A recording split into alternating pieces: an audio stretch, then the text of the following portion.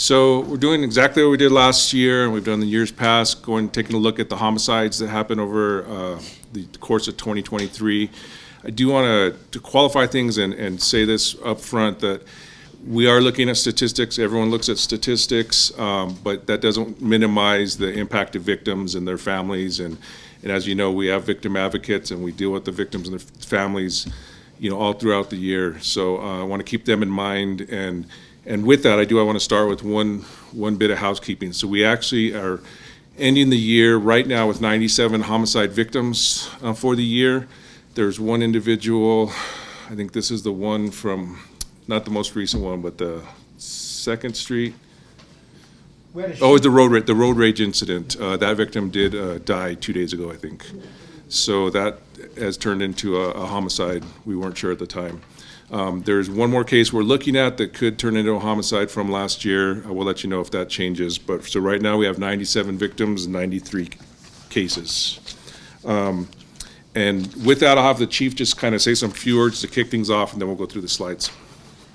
As we go through this, I just want to point out a few things. These are the actual number of homicide investigation cases that we had, and we're keeping it very consistent from what we've done year to year.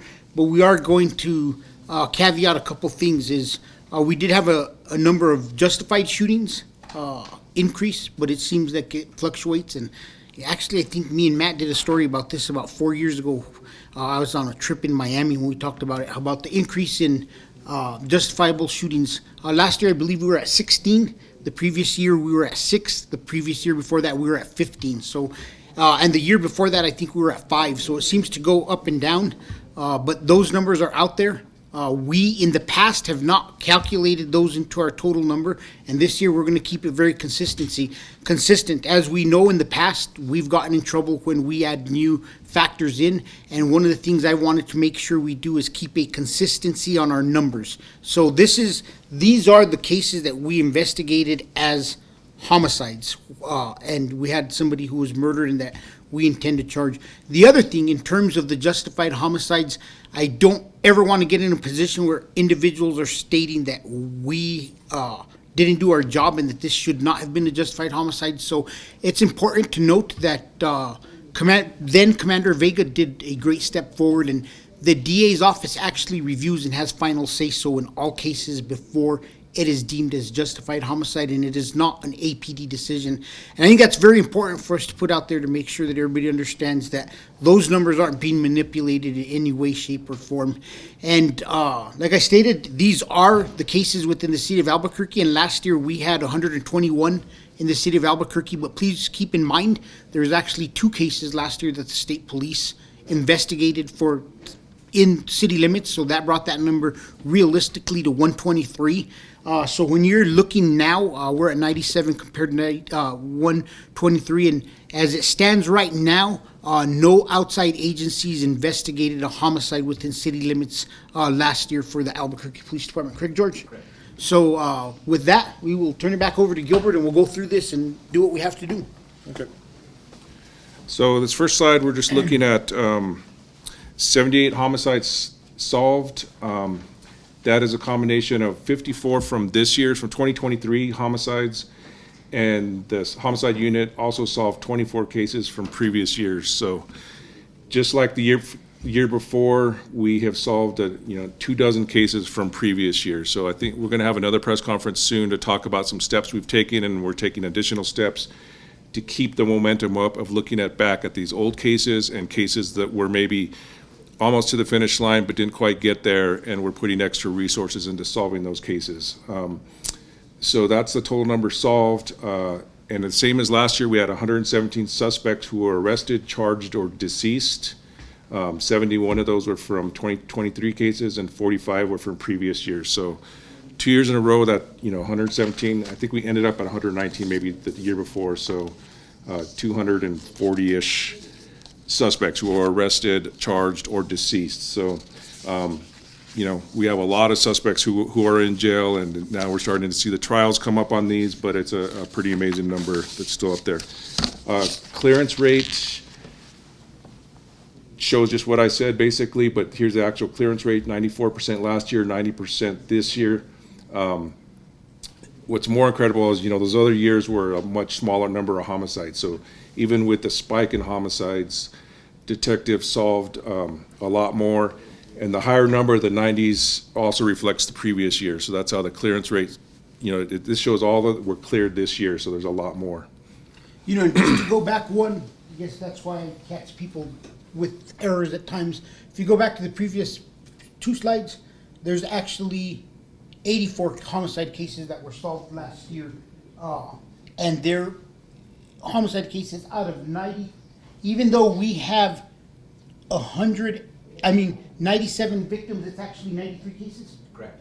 93 cases with 97 victims, and it's actually 84 homicides that were solved last year, correct?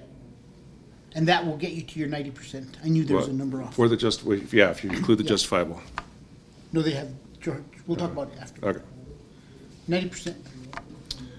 So here's just a little more deep dive into the 117 suspects.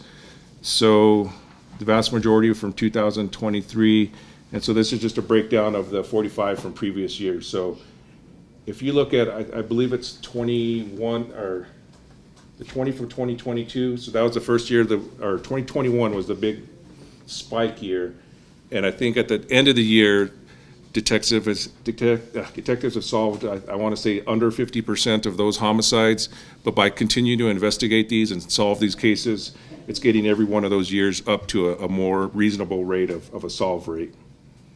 And as you know, we went all the way back to a 2014 case that was solved just in the last few weeks. One of the things that's important to point out here for us to recognize is the fact that we are investing in some of our older cases and some of the cases from the past.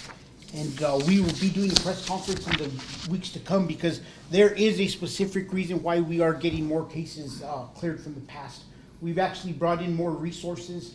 We've actually pulled in cases, and there's a lot of work that's gone into what we call orphaned or abandoned cases or cold cases that are helping us solve these. So that's kind of where we're at now at this point. And I know Matt in particular in the Journal has asked, it seems like there's a big gap between progress in the case, and it kind of stopped for a while, and then it picked up and led to an arrest. So that's part of that, those resources we put into that. Type of weapon, I'm forgetting, this is pretty similar to the year before, but if you look at firearms, it was 80% of the time. We had gone up in the mid-80s, I think, in the last couple of years. So that's actually down a little bit. So by far, still firearms are the leading weapon in homicides, but it does seem to have leveled off a little bit. Cutting instruments is the second one. We just had that one case where a fire, I think the father started the fire, that resulted in the death of the son. And this is just a breakdown of victims by age. I know we had, like the first half of the year, we had one victim who was a juvenile. Then we had the 5-year-old and the 11-year-old. So there have been a few more victims, but it's still a pretty low amount that are actual juveniles that are victims. The other categories are pretty similar to what they've been in the past. All these are pretty much that. So it's evenly split between those kind of young adults to middle age. And this is a victim by race and ethnicity, which is also pretty consistent with past years and what we've seen with victims. It's kind of overrepresented, I think, in Hispanics and Black Americans and American Indians, and underrepresented in white victims compared to the population. This is a homicide, so we did see, similarly, we only had one juvenile suspect for the first half of the year. Then that started going up significantly, it seems like, in the summer. And the one thing which has also been true in the past is those juvenile offenders and suspects, we tend to get multiple suspects for a single homicide. Not every time, but there's usually that group dynamic we've seen. So we charge 3, 4, 5 juvenile suspects. So given that, that is a higher percentage of the overall homicide suspects. And then all the rest of them are also pretty consistent with the rest of the previous years. And here's ethnicity and race for suspects. Pretty similar to the other ones, even more overrepresented by Hispanics, Blacks, and not as much for Native Americans, but white suspects are a lot lower than the percentage of the population. And this is gender, and seems like it's been pretty consistent every year for both victims and suspects. So about 82% are male, and 19% are female. And I was talking about juvenile suspects a little earlier. This is just a breakdown of which juveniles. So, and I also want to, the way we categorize juveniles, it's basically under 18, 17 and under. I know we can look at 18-year-olds and 19-year-olds are still teens, but they're adults. But this is the breakdown. So unfortunately, we had a couple of really young ones. The 13-year-old, I think, was the one involved in the stolen vehicle, and he shot at the victim who was trying to chase down her car. Then we had one 14-year-old.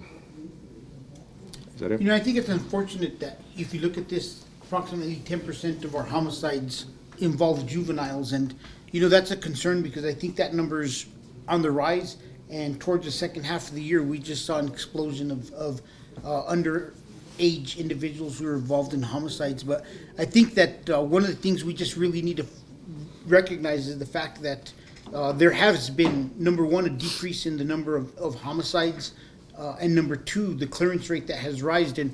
And I want to thank City Council, I want to thank Mayor Keller and everybody for all of their support. I think there's some key things that have occurred here. Number one, we are now going into our third year of a detective academy, and we know that we are training our individuals to solve cases more. We've talked about this at the Real-Time Crime Center, just the increase in technology that the city of Albuquerque has. And one of the cases in point that I'll point out to is when we had that horrible incident when we had a child killed outside of Isotope Stadium. As we started to develop information and leads were starting to come in, and we found evidence, and we found a vehicle in two intersections. I still remember the conversation with Commander Vega. He's like, Chief, it's game over. As soon as we get telephone returns, our technology is going to tell us who was in both intersections, and we'll know every phone that was in the area. And that ended up being key in us being able to solve this crime, along with some other things that had occurred. So just the influx of technology and the new way and updating the department has really assisted us in being able to go out and seek justice and get justice for all these families. So I just want to thank all the detectives who worked last year endlessly to ensure that these cases were cleared and that we were able to bring justice to some of these families. And the hard work of our crime scene teams, people sometimes overlook that. We've grown the number of detectives in homicide, but it hasn't reflected back to the crime scenes. And we're looking to add numbers to them this next year, but they get more call-outs than anybody else, because just remember, every call out doesn't end up being a homicide, but it ends up being a scene that's processed. So they not only process homicide scenes, suspicious death scenes, and they process a lot of our traffic accidents. So the crime lab and the major crime scene team do a fabulous job of keeping up with all the requests and all the workload that's coming from actions out in the community. With that, questions? Do you know how, and this is the homicide question, do you guys know how non-fatal shootings numbers-wise are going? Yes, I believe, don't quote me on this, Matt, and I'll get the exact number. I think non-fatal bullet-to-skin shootings were down 7% for the year. Am I right? Yes. 7%. So 7%. If I'm wrong, we'll blame everybody else. Looking at the graphs, like a lot of things obviously kind of follow a pattern of previous years. What sticks out about 2023's homicides to you as far as cases, suspects, victims? Innocent kids, without a doubt. I think one of the toughest calls I responded to during the course of my career is I responded to the call at the Isotope Stadium, and I remember seeing the mother, and I spoke to the detectives, and they had the mother secure, and I told them, you get the mom and family, and if somebody doesn't like it, I'm fine with it. Keep track of what they're saying, and we got to get her with loved ones. I think that those cases of the 5-year-old and the 11-year-old just will forever live with us as a department, because these are just innocent children who are doing absolutely nothing wrong, and the individuals responsible for that, I quite frankly hope that they see their day in court and that the appropriate justice is delivered for the families. And Chief, this year we're seeing a lot of juvenile offenders. It's no surprise we've covered so many cases. What are your thoughts on that about underage kids committing more crimes? I think that it's something we need to look at. I think it goes back to accountability. I think the juvenile situation is following the adult situation that we've seen in the past, and it comes down to a lack of accountability, that for so long there has been this thought process is that there is no consequences. And for a while there, you see it, there wasn't. I mean, there is a 50% chance you'd get away with murder in previous years, and that's changing now. But I think that society needs to take a look at itself. I think we need to take a look and see how we devote more youth resources to our youth. I think the educational system needs to look like, how do we start giving individuals conflict resolution training? Because these are minor incidents a lot of times, or incidents over guns. I mean, that's another one that sticks out, is like, we've had two very young adults murdered over the last couple years in conflict over a firearm. We had the incident outside of West Mesa High School, and we had one at a local hotel off of Carlisle, where a conflict over a firearm, which neither one of them should have possession of, led to a shooting. So it's just these youth cases that are very concerning, and we got to do everything we can to keep firearms out of the hands of youth and make sure that there's consequences. Are you seeing some of these juvenile offenders, I guess, repeat crimes or connected to more than one homicide? I don't think we have any that are connected to multiple homicides at this point in time, but yes, they are involved in criminal activity. And the number one criminal activity that I'll go back to is auto theft. The 5-year-old was killed using what we believe were 2 stolen cars. Other incidents involve youth in stolen cars. Last week, I know they pulled over some youth with firearms in stolen cars. So I'm very concerned about the involvement of youth, and the fact that a lot of times a stolen motor vehicle is viewed as a property crime. And as a matter of fact, we're making the request that we're able to hopefully detain more youth in vehicles in the future than we've had success with in the past. Following up with her question, are there any plans you guys are going to start implementing to try and prevent these homicides with teens? You know, the city is working on a VIP, violence interruption program at the school level. It's a joint partnership between the city of Albuquerque and APS. I think the mayor made an announcement about it a few weeks ago, and I think when we're going to continue that, ensuring that we're working with our local high schools.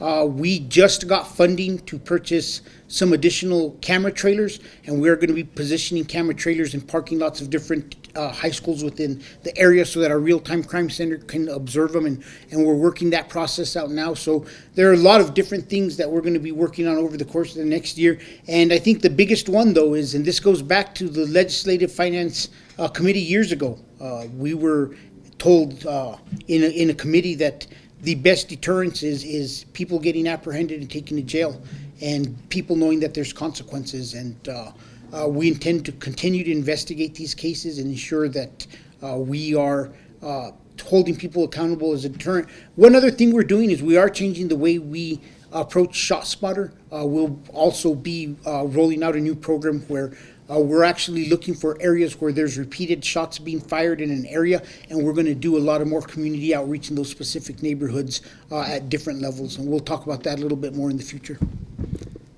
Yes, ma'am. Me and Gilbert talked about this in the past, and so with the clearance rate you guys showed, does that include those justified homicides that have been closed by APD detectives? No, that doesn't include the justified, so it's not skewing the number, because obviously if it's justified, it's a clear, and it would only improve our clearance rate if we included the justified numbers. So those aren't included right now. They're last year 15 or 16? 16 justified shootings, and obviously they'd have 100% clearance rate. Okay, and like you said, we talked in, I think it was 2018, 2019, because then there was 15, and we talked about like it was a big steep rise. Then I think there was 8, and there was like 7. Now we have 16 again. Anything that kind of points to like why that rise is happening? The number of individuals armed. We are seeing more justified shootings where one individual shows up to commit harm and the other person was armed also.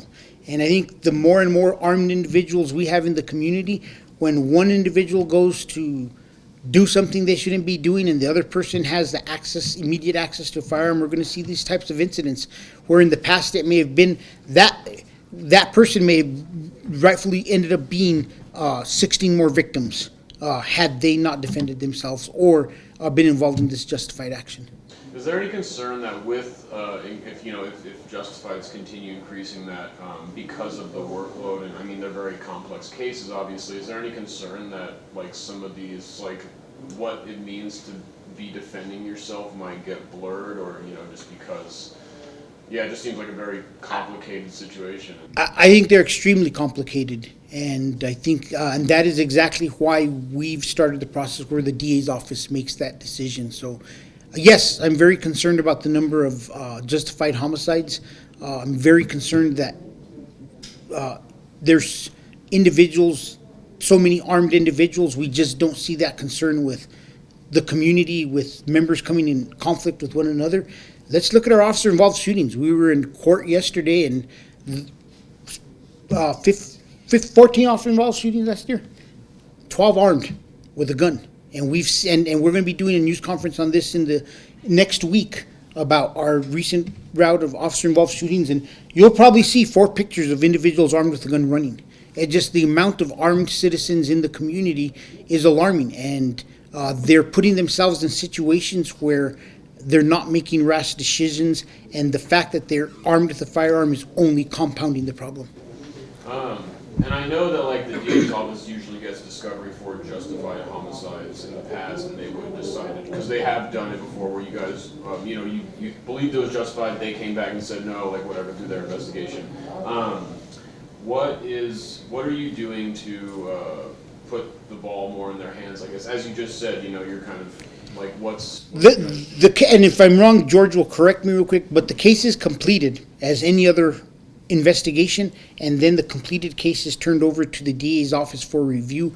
They review the case, and then they will issue a declination letter stating we are not pursuing this as a homicide, we are deeming this a justified homicide. And for their process in doing that, I don't have all the details. You'd have to check with the DA's office. Because I know, like, previously Gilbert would kind of send out an email, or Rebecca would send, like, saying, like, this is being investigated as justified. Are you guys going to stop doing that, or are you just... No, we'll talk that we're investigating it as a justified, but the final determination will not be made until the DA's office sends that declination letter. And I think it's important to point out also that the DA's office is actually on scene at each one of these homicides. So they're with us on the homicides. So this is, from the start, a joint decision on how we're gonna approach it from the beginning. So it's not just APD making that decision on scene, it's a joint decision. And just as that too, before we put out a press release saying it's being investigated as a possible justified, that, you know, they're talking at the DA's office and with the detective before we even put something out. And I always put in there that it's still going to be investigated, so something could change that.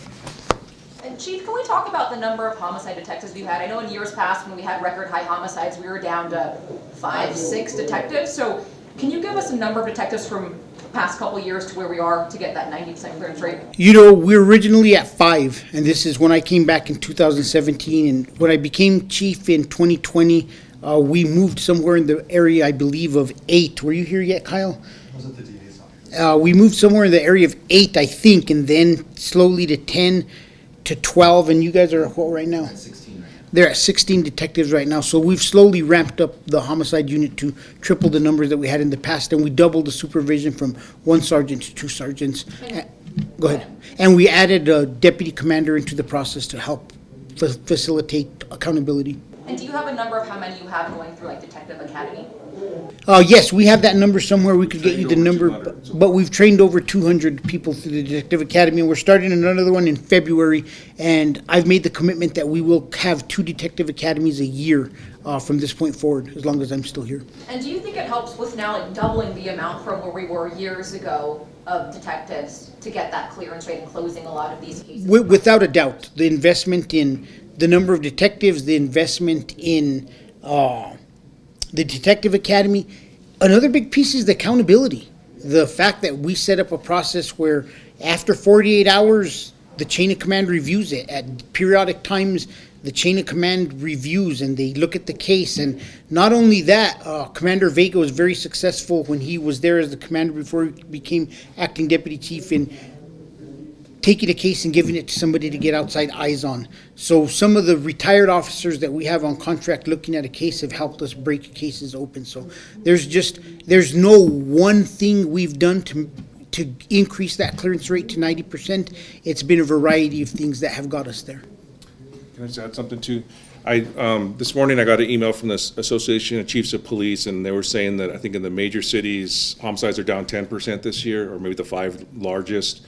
The New York Times, other media, if you look at their year-end recaps, it's pretty much down across the nation, and for major cities in terms of homicides. So in one sense, you know, we've doubled that. We're down 20% this year, but we are following trends. And just like when homicides went up, we said it was a national trend with it going up too. So there's lots of different reasons why they go up and down. The one difference though, I think, is the solved homicides. I think the other major cities are still having a lot of trouble solving homicides from what I've read, whereas we're, you know, seeing a lot more. So we've been getting calls nationally about kind of why is that different. So it's one difference. Mark? Chief, do vehicular homicides count in your numbers? No, vehicular homicides don't fall in here for whatever reasoning the FBI has, not us. And we've kept this number consistent from year to year on how we reported it. So if anybody wants to take the numbers and put them all together however they want, put them however people want to categorize them. But we're going to stay consistent to what we've done over the years so the community has a consistent outlook of what the true numbers are, and they're not fluctuating. So the only thing we ask is if you add vehicular homicide or other homicides to this year, go back and add them to all the other years. That's it. Do you want to add that we're pushing legislation too? Yes, we are pushing legislation to increase penalties in vehicular homicide. Any inclination as to why homicides are down? I think there's a variety of reasons. I think that policing is getting more proactive nationwide. I think that a lot of cities seeing reductions. Like 2020 was a difficult year. I mean, there was a lot of things going on with law enforcement. We aren't the only city. We tend to focus on ourselves and think, oh my God, the DOJ. But the other cities were going through reform process. Other cities were trying to increase accountability. There was a big narrative. Officers didn't feel like they could do their job, not just in Albuquerque, but in other places. I have enough conversations. And I think that as a whole, number one, officers getting more proactive. Number two, technology starting to catch up in a lot of different places. Number three, there is a large portion of individuals who are in custody. We have 240 people almost that have been incarcerated for homicide over the years. We know that we've had groups that we think were involved in several over the years. And once we get them, we take them out of the picture. If not, they would have continued and continued. So I don't think there's just one reason why they're down. I think there's a variety of reasons why they're down. Things are starting to level off coming out of the pandemic. There's a lot of different things. But I do want to mention that I think during the pandemic, there were so many firearms introduced into the community. I'm a firearm owner myself, and it is a hobby of mine. And I could tell you during the pandemic, it was very hard to find firearms because a lot of places were selling out. And now you're starting to see snuck coming in where not every gun is flying off the shelves, but it's going to take us years to filter out all those firearms that flooded the market during 2020 to get off the streets. And until then, I suppose we're going to have higher homicide rates than usual because it goes back to we have individuals armed during simple conflict that weren't armed in the past. With the juveniles that were arrested in homicides, did you guys ever lock down where they got their guns? Or? You know, we've done e-traces on every firearm, and sometimes we're able to find where the firearm came from, and we're able to not find where the firearm came from, and we can't track down previous owners. One of the most important part is like sometimes the last known time that firearm went through a dealer was, I think the last one I saw was this last case, 2009. 2003, 19 years ago was the last time that gun went through a dealer. And which homicide was that? It wasn't a homicide, it was the last officer involved shooting. The OIS at Pennsylvania and Central, where the officer was shot. That gun, 2003 was the last time it went through a firearms dealer. So it's difficult for us to tell sometimes. And Gilbert mentioned the 2 state police homicides. I don't remember, I mean, I could be wrong, but I don't remember hearing about. Was that the Rudies? Was that? Yeah, 2020, Double homicide, double homicide near, right at the freeway. right at the freeway in 2022. That was 2022. 2023, there weren't any state 2023, they okay, took none for us. okay. Yeah, sorry if I jacked that up. No, you're fine. I was confused. may have done that. You never know. Numbers start. Is there anything you'd like to say heading into the new year about where you think this trend is going, if you think it's gonna continue? I don't know. I gave up trying to guess. Like, I would hope it continues to trend down. I don't want a video of me saying things are great and they're going to decrease, and then in November everybody's showing the video saying, "What happened, Chief?" I would hope that things would go down. I would hope that we could continue this trend and that there'd be less victims. But we're at a point in time that I've never seen departments in. Yesterday I mentioned it in federal court. I don't think there's another chief who, during their tenure, has had 6 officers shot. And that is just a sign of where not Albuquerque is, where society is as a whole. I mean, this isn't something, once again, Albuquerque is just facing. There's a lot of individuals that feel empowered, and there's been a lack of accountability in certain circumstances. And don't get this wrong, like, there are individuals, I've said it, need mental health help, and we should get them the help, need substance abuse help.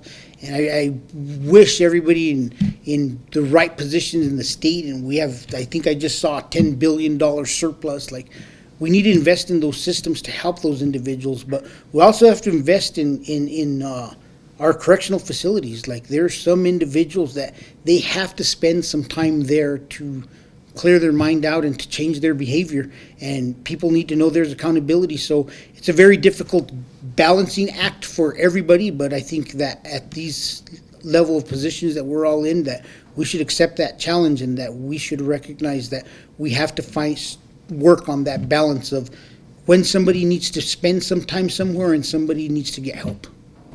We Yes. didn't calculate this, but there did seem to be a noticeable increase in homeless individuals, either as suspects or victims or both, in homicides. We could crunch the numbers more, but that did seem to pick up, and maybe is indicative of Yes. just a larger number of homeless individuals on the streets. And one violent crime stat that I know went up was aggravated assaults, and a good portion of that is our unhoused population.